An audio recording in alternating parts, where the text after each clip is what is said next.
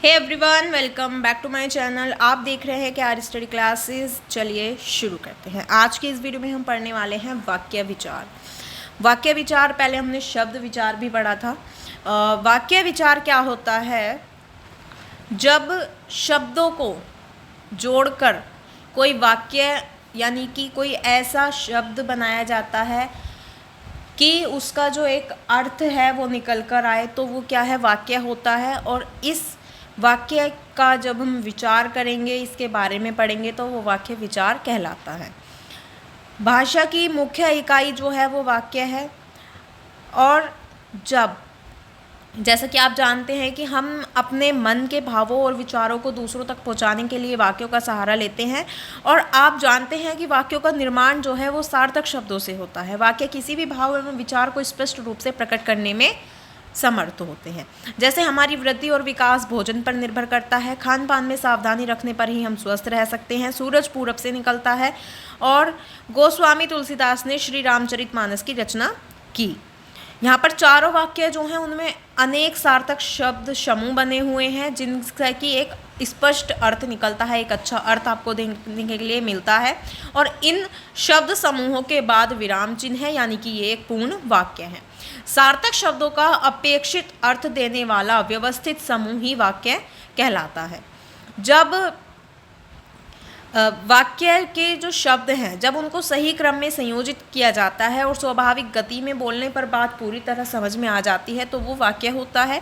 वाक्य के जो हैं दो अंग होते हैं, उद्देश्य और विधेय। उद्देश्य होता है वाक्य में जिसके संदर्भ में कुछ कहा जाता है, वो उद्देश्य होता है। और कर्ता या उद्देश्य के बारे में जब कुछ कहा जाता है तो वो विधेय होता है। विधेय में क्या, जैसे कि उद्देश्य विपिन, विधेय ज्ञान से खेल रहा है, तो जिसके बारे में कहा जा रहा है वो कौन है? विपिन। और वो जो काम हो रहा है या उद्देश्य के बारे में जो कहा जा रहा है वो क्या है? गेंद से खेल रहा है। मयंक ने जोर जोर से चिल्लाना शुरू कर दिया, मेरा दोस्त हर्ष खाना खा रहा है। तो यहाँ पर वाक्यों की रचना करने के लिए उद्देश्य यानी कि कर्ता और विधेय यानी कि क्रिया, जो काम किया जा रहा है, और उद्देश्य होता है जो काम को कर रहा है, उनका होना बहुत ज़रूरी होता है। लेकिन कभी कभी वार्तालाप करते समय हम कुछ वाक्यों को बिल्कुल छोटा बना देते हैं, जैसे यह कैसे, कौन, धन्यवाद, जाओ, क्यों नहीं। ठीक है, आजकल तो वैसे भी बहुत ज़्यादा शॉर्ट में बात करते हैं लोग। ठीक है, तो यह कैसे, अरे यह कैसे हो गया, कौन, आप कौन हैं, धन्यवाद, मैं आपको धन्यवाद देता हूँ, जाओ, अभी तुम जाओ, क्यों नहीं, क्यों नहीं, मैं तो कर सकता हूँ।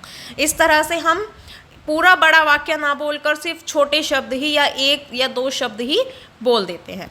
वाक्य के भेद, वाक्य के जो भेद हैं वो दो भेद होते हैं, अर्थ के आधार पर और रचना के आधार पर। अर्थ के आधार पर वाक्य के कई सारे भेद होते हैं। जैसे सबसे पहले होता है विधानवाचक वाक्य, जिसमें क्रिया के सामान्य रूप से होने और करने का बोध होता है, यानी कि जो काम किया जा रहा है एकदम सिंपल वे में, सिंपल सामान्य रूप में, नॉर्मल तरीके से जो काम होता है। विपुल घर जाता है, पंडित जी ने पूजा की, तो ये क्या है? आपका विधानवाचक वाक्य है।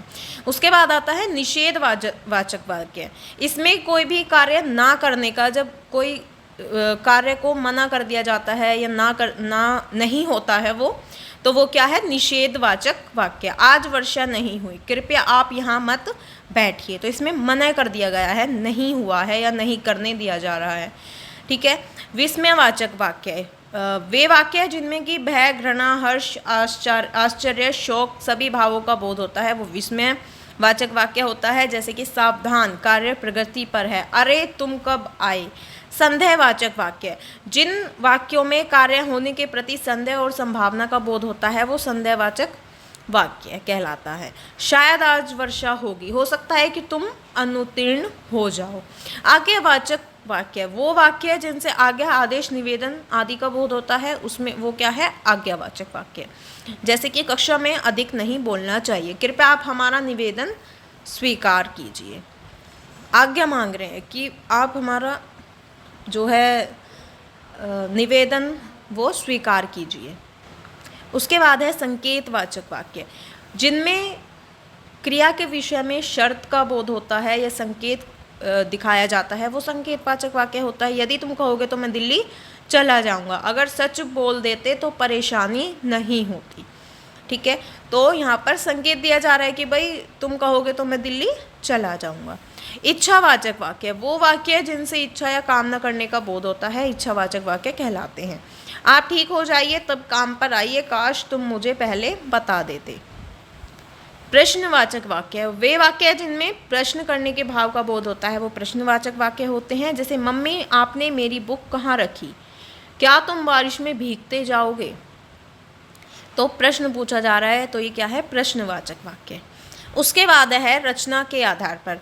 रचना के आधार पर भी वाक्य के कुछ भेद होते हैं। सरल वाक्य, वो वाक्य जिनमें केवल एक ही क्रिया होती है वो सरल वाक्य होते हैं। जैसे कि विपुल, तो एक ही क्रिया है, एक ही काम किया जा रहा है, विपुल ने अच्छा नाटक किया, ड्राइवर ने गाड़ी बहुत तेज चलाई।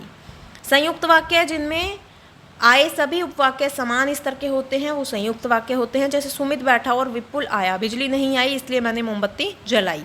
मिश्र वाक्य, वो वाक्य जिनमें आए उपवाक्यों में एक मुख्य उपवाक्य होता है और शेष जो है वो उस पर ही आश्रित होता है, यानी कि एक उपवाक्य होता है, एक मुख्य उपवाक्य होता है और बाकी बचा हुआ भी उसी पर आश्रित होता है, तो वो क्या होता है, मिश्र वाक्य। जो सत्य बोलेगा उसकी जीत अवश्य होगी। ऐश्वर्या मुख्य अतिथि थी जो फिल्म अभिनेत्री है। उसके बाद आता है आपका वाक्य परिवर्तन। सरल वाक्य से जब हम संयुक्त वाक्य हमें बनाना होता है तो वह पुस्तक पढ़कर सो गया, ये सरल है। उसने पुस्तक पढ़ी और सो गया, ये थोड़ा सा संयुक्त है। संयुक्त में जैसे कि मैंने आपको भी बताया, संयुक्त में क्या होता है, सभी जो उपवाक्य हैं वो समान स्तर के होते हैं। जैसे कि सुमित बैठा और विपुल आ गया, कि वो बैठा ही था इतने में विपुल आ गया। बिजली नहीं आई थी इसलिए मैंने मोमबत्ती जलाई थी, तो समान चीज़ें करी जा रही हैं। निर्धन होने पर भी वह ईमानदार है, वह निर्धन है परंतु ईमानदार है। उसके बाद सरल वाक्य से मिश्र वाक्य बनाएं, तो परिश्रमी बच्चे अवश्य सफल होते हैं, जो बच्चे परिश्रम करते हैं वे सफल अवश्य होते हैं। संयुक्त वाक्य से मिश्रित वाक्य बनाना, यहाँ गंदगी है अतः बैठा नहीं जाता, यहाँ इतनी गंदगी है कि बैठा नहीं जाता। संयुक्त और मिश्र वाक्य से सरल वाक्य बनाएं। आप घर जाइए और आराम कीजिए, आप घर जाकर आराम कीजिए। जो काले रंग की साइकिल है वह मेरी है, मेरी साइकिल काले रंग की है। तो आप खुद ही देख सकते हैं कि वहाँ पर संयुक्त और मिश्र वाक्य जो है वो थोड़ा सा बड़ा भी होता है, थोड़ा सा कठिन होता है बोलने में भी, ठीक है। जबकि सरल जो है वो बहुत ही ईजी सा होता है, जैसे कि मेरी साइकिल काले रंग की है। और यहाँ पर जो है हमारा वाक्य विचार भी खत्म होता है। वीडियो अच्छी लगी हो तो वीडियो को लाइक कमेंट शेयर ज़रूर कीजिए, साथ ही चैनल को सब्सक्राइब कीजिए और बेल आइकन ज़रूर प्रेस कीजिए ताकि जब भी वीडियो आए आपको नोटिफिकेशन मिल जाए।